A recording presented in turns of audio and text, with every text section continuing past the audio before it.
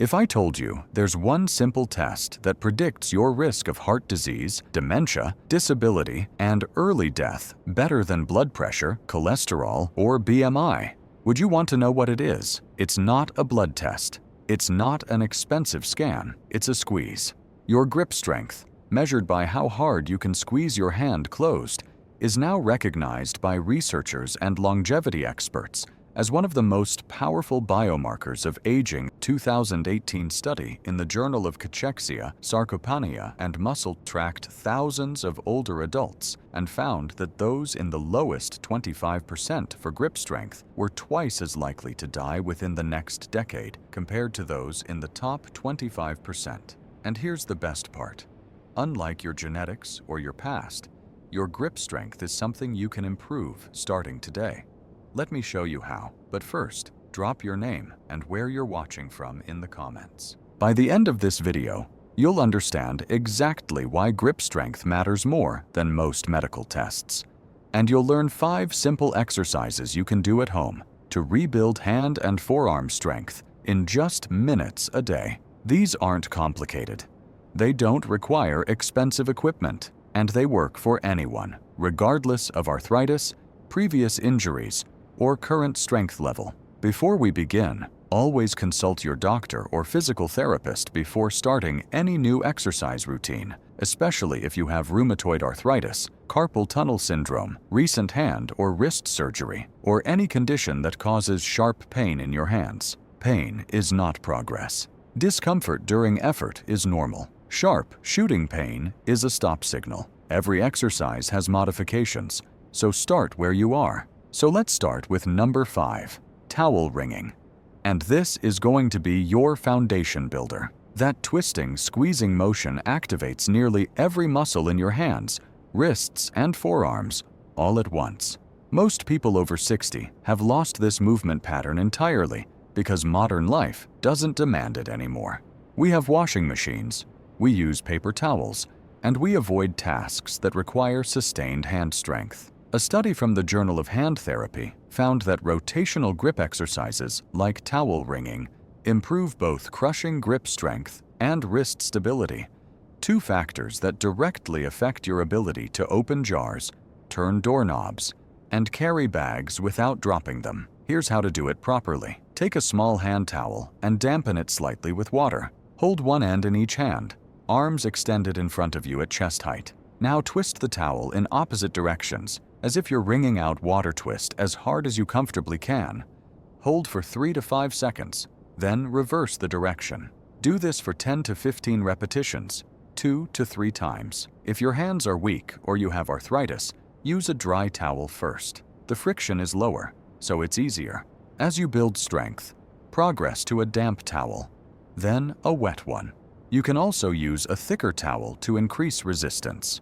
This movement doesn't just build strength, it teaches your hands to work together in a coordinated pattern, the exact pattern you use in real life when you twist lids, wring cloths, or stabilize objects. This is functional strength, the kind that translates directly to independence. Number 4 is all about finger extensions with a rubber band, and this is what I call the balance restorer. Most grip exercises focus on closing your hand, squeezing, crushing. And that's important. But here's what almost no one talks about. Your hands also need strength in the opposite direction, opening and extending your fingers. Without that balance, you develop muscle imbalances that lead to hand cramps, stiffness, and even conditions like trigger finger. Finger extensors are the muscles on the back of your hand and forearm that pull your fingers open. When these muscles are weak, your grip becomes less controlled, your hands fatigue faster, and fine motor tasks like buttoning shirts or typing become harder. A study published in the Journal of Physical Therapy Science found that strengthening finger extensors significantly improved hand function and reduced pain in older adults with osteoarthritis. Here's how to do it. Take a standard rubber band and loop it around all 5 fingers and your thumb, just above your fingernails. Your fingers should start in a closed or semi-closed position. Now slowly spread your fingers apart against the resistance of the rubber band. Opening your hand as wide as you can. Hold for 2 seconds, then slowly return to the starting position. Do 10 to 15 repetitions, then switch hands. If a single rubber band is too easy, use 2 or 3 stacked together. If it's too hard, use a thinner band or cut the band so there's less resistance. This exercise feels subtle, but it's rebuilding a critical part of your hand's architecture.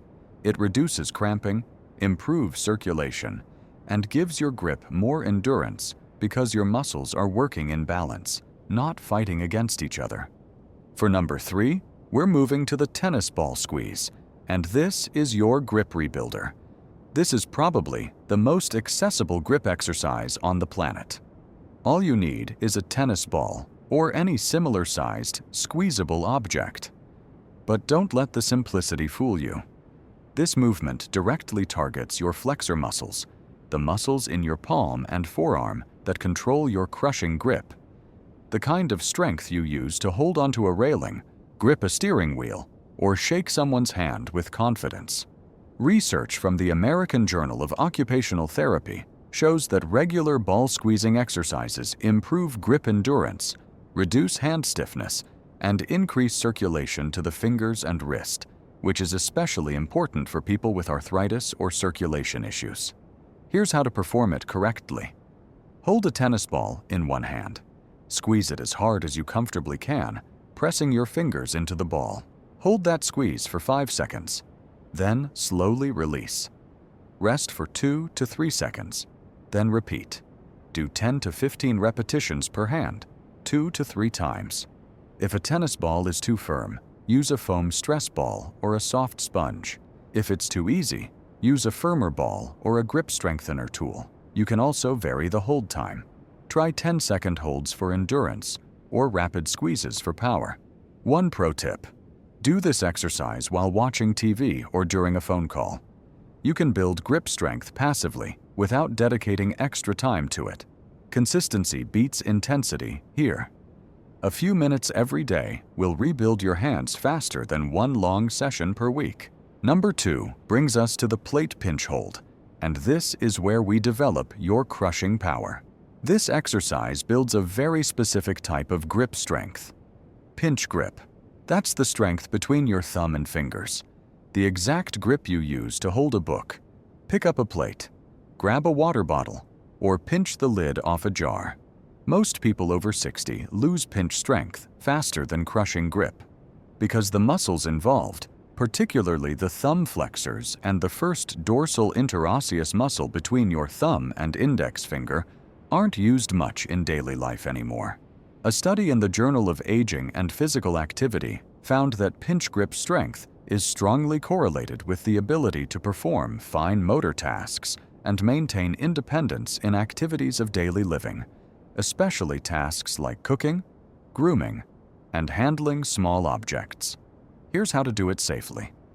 Find 2 flat, smooth objects that you can pinch together. This could be 2 small weight plates if you have them, 2 hardcover books, or even 2 smooth stones. Hold them between your thumb on one side and your 4 fingers on the other, pinching them together so they don't drop. Start with light objects, maybe 1 or 2 pounds total. Hold this pinch for 20 to 30 seconds. Rest, then repeat, 2 to 3 times per hand. If this is too difficult, use lighter objects like 2 index cards or 2 pieces of folded paper. The goal is to feel tension, not strain. As you improve, gradually increase the weight or the hold time. This movement teaches your hand to sustain tension, not just generate it. And that sustained strength is what keeps you from dropping things, losing your grip mid-task, or feeling like your hands give out halfway through cooking or gardening. And finally, number 1, the dead hang or supported hang. And this is your total body signal. Here's something most people don't realize. When you hang from a bar, even for just a few seconds, you're not just training your grip. You're sending a signal to your entire body. A signal that says, we need to be strong enough to hold our own body weight. And your body responds by building not just hand strength, but forearm endurance, shoulder stability, and even core engagement. A landmark study published in Clinical Interventions in Aging found that grip endurance, the ability to sustain a hold over time, is one of the strongest predictors of overall muscle mass and functional independence in older adults. Here's how to start. Find a sturdy pull-up bar, a thick door frame, or even the top of a stable door if it's smooth and secure. Stand on a stool or step so your hands can easily reach the bar. Grip the bar with both hands, palms facing away from you. Now, gently lower yourself so your feet are barely touching the ground or stool, just enough to support some of your weight. Let your arms extend, but keep a slight bend in your elbows. Hold this supported position for 10 to 20 seconds. As you get stronger, shift more weight into your hands and less into your feet. Eventually, you may be able to lift your feet completely for a true dead hang, even if just for 5 to 10 seconds. If you have shoulder issues, skip this exercise or consult a physical therapist first. If you don't have access to a bar, you can simulate the grip endurance by holding on to a thick towel or rope and pulling gently while seated. This movement is the apex of grip training.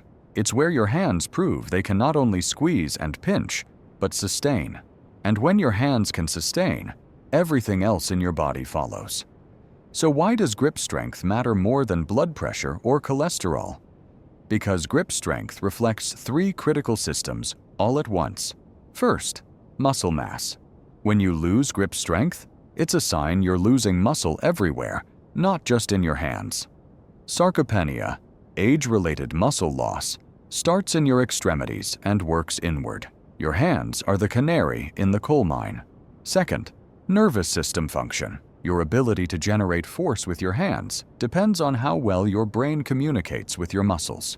Weak grip often signals declining neural efficiency, which affects balance, reaction time, and coordination.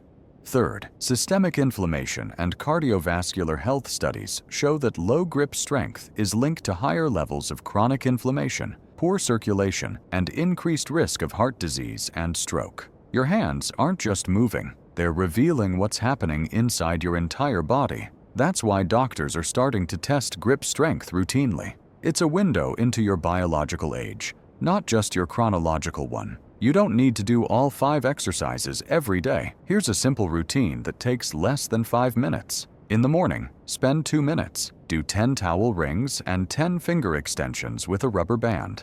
This wakes up your hands and balances the muscles before you start your day. In the evening, spend 3 minutes.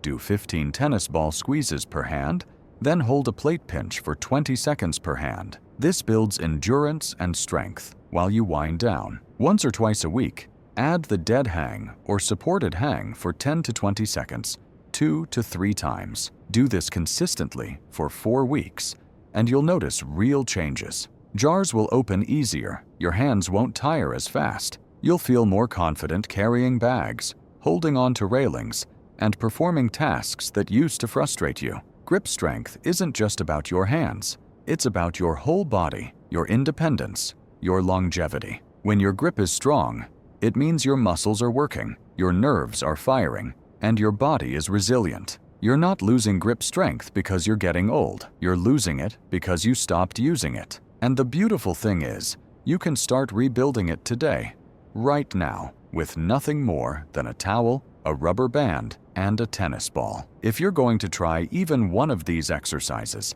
leave a comment and tell me which one. And if this video helped you, share it with someone who's struggling to open jars, carry groceries, or hold on to the things that matter. Because the strongest thing about you isn't your hands, it's your decision to keep building them.